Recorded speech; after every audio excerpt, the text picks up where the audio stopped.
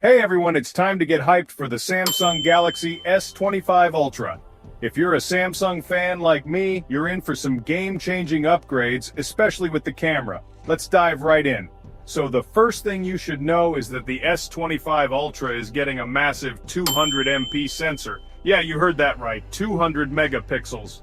This isn't just a numbers game. This upgrade is about to revolutionize your photography, especially in low-light conditions.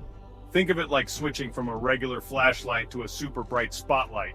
But here's the kicker. The new 1-inch sensor isn't just bigger, it offers a huge leap in low-light performance, something that could put the S25 Ultra ahead of even some of the best phones out there today. Want to know how? Keep watching. Samsung has a history of introducing new sensors early.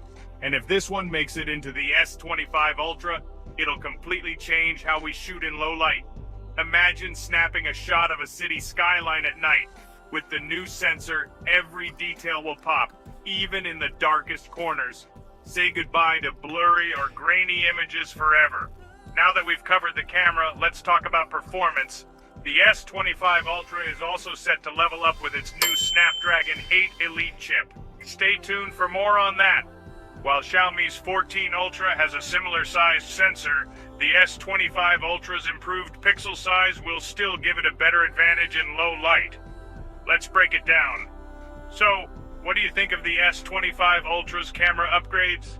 Will this be the phone to beat in 2025? Let me know in the comments below, and don't forget to subscribe for more updates on the latest tech. See you next time.